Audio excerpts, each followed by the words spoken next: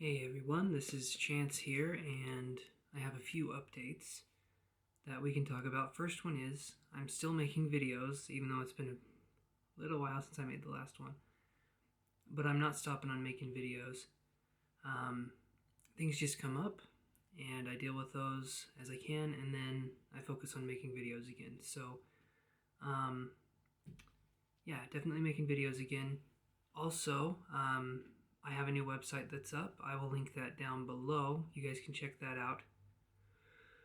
Um, and I got some new equipment and should actually have a nicer microphone coming here in hopefully a week or so, and we can go from there. But in this video, I kind of just wanted to get right to it. In this video, I wanted to talk about what spirit feels like for mediums and what to expect as you're developing as a medium, and how your communication with the spirit side will jump around a little bit as we develop. It's kind of like you're trying to find your voice, and so you're going to try out a bunch of different things. That's what happened with me. Just a bunch of different ways to connect, and then you'll find that one way that's like your signature way of connecting. So I'll just get straight into it here. So there's all the clair abilities. We've talked about those in some other videos. You have clairsentience, claircognizance. Clairsentience is clear feeling. French, okay. So the French term clair means clear in English, and the other part means feeling. So clairsentience is clear feeling. Claircognizance is like a clear knowing, like you just know. You just have spirit tell you something, and you know it for a fact. Clair Augustance is tasting. Clair, I'm trying to remember the other ones. Clairvoyance is clear seeing. And there's a couple other ones too, or there's one other one I can't remember for sure. But it's clear hearing, smelling, tasting, seeing, feeling, and knowing so far. I do believe more will be discovered in the future. Don't know what those will be, but a lot of people have said as the world continues to evolve, psychics do as well, and new abilities seem to come up in the forefront. So for now, those are the ones I know of. But spirit will use whichever one of those is the strongest to try and get through to you, and they're also going to use whatever it is you know the best to try and get through to you. So if you're someone who is really into trains, spirit will communicate to you with a lot of train symbology. If you're someone who's really into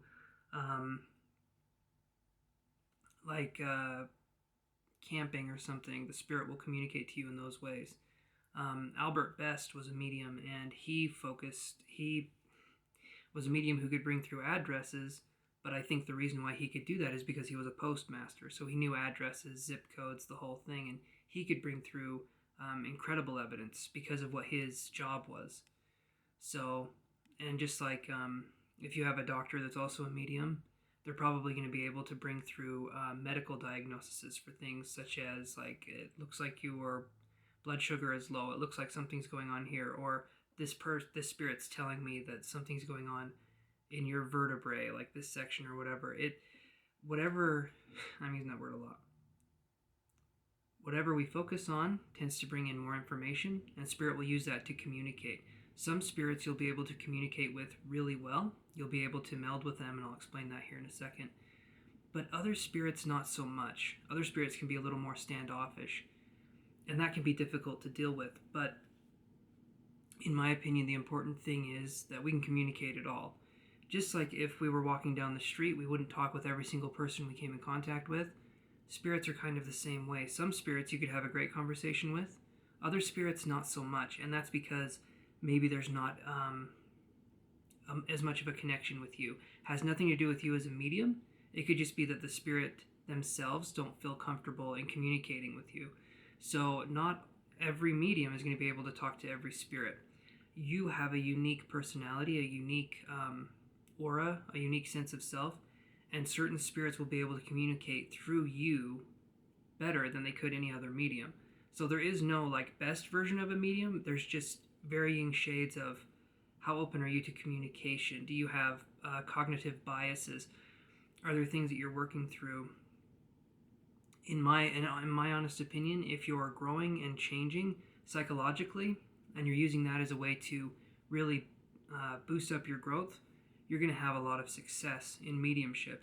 But you always want to be changing and evolving in mediumship. You want to be learning new information. You want to be a very dynamic person, because then spirit can use you to communicate facts. They can use you to communicate what it is they need to communicate. So let's get into what the ways of communication are. So sometimes spirit will send you images or kind of like videos. So and you can have your eyes open or closed. Generally, people work with their eyes closed first. And then you can work with your eyes being open. But when we see something like we see an image, our mind is clear. We see an image. We can make out that image to be whatever it needs to be. So, for instance, I see a flower, right? The flower is wilted. And the person asks about the person asks about the person on the other side. If they see a flower, they see it's wilted. Maybe this person had some regrets, or maybe something's going on, and the person just wants to communicate themselves. If I look and I see a bunch of flowers really close to each other and all of them are blooming, maybe this person had a strong sense of community. Maybe this person made the community beautiful. Each image represents something, and each image can actually be talked about in depth.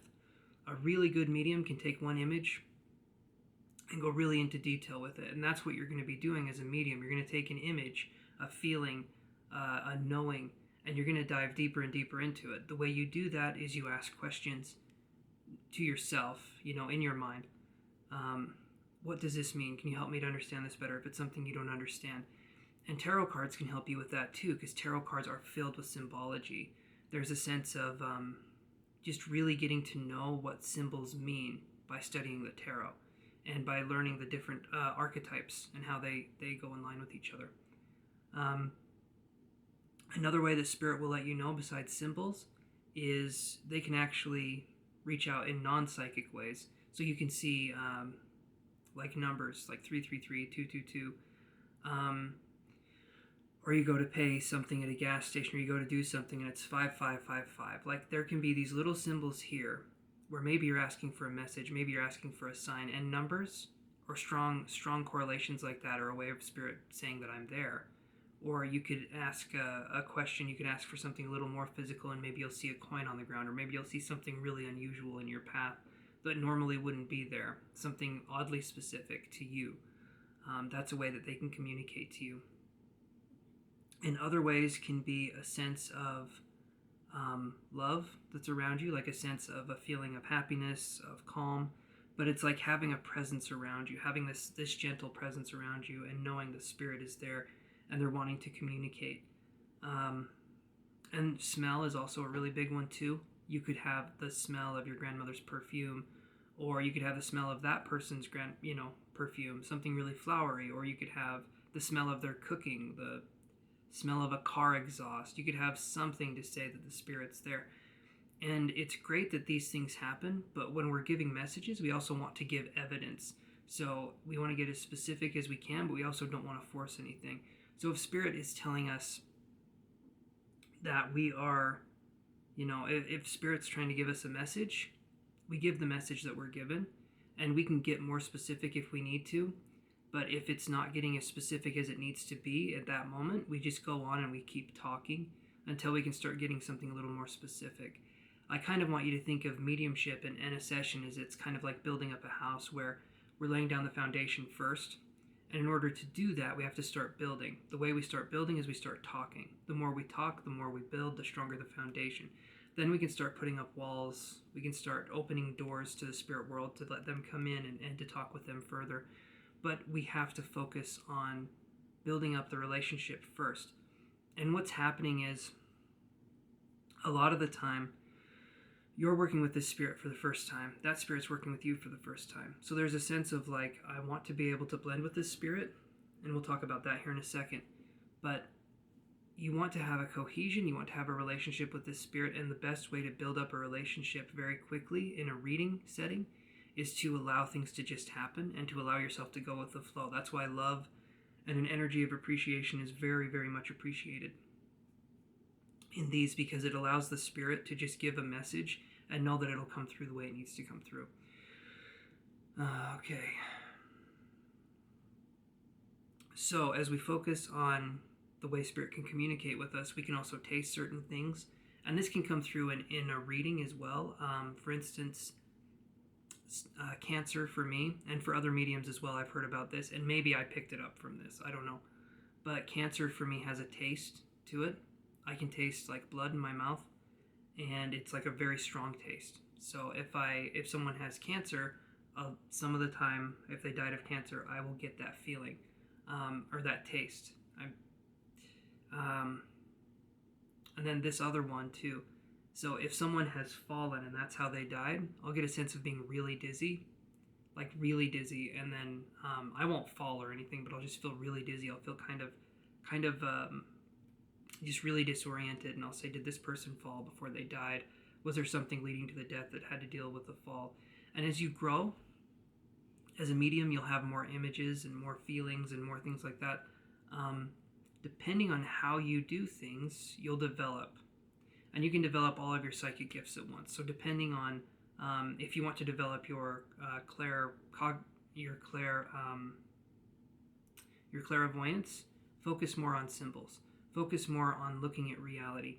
Any of the clairs have a physical sense, right, that go with it. So focus on the physical part. If you want to increase your hearing of spirit, focus on the sounds around you. Focus on trying to hear as much as you can when you're out in the world. Just focus on being present, because when you are present, you get the psychic gifts, okay? Presence equal gifts. Let's put it that way.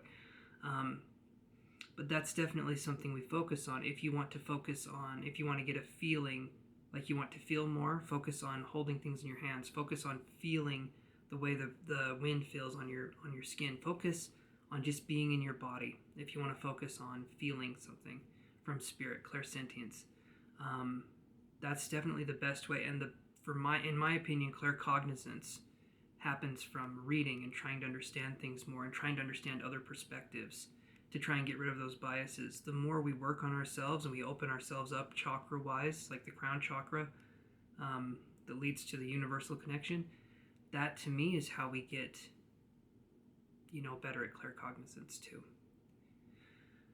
And also in the feeling department, spirit can come through as icy, as cold, as hot, as warm.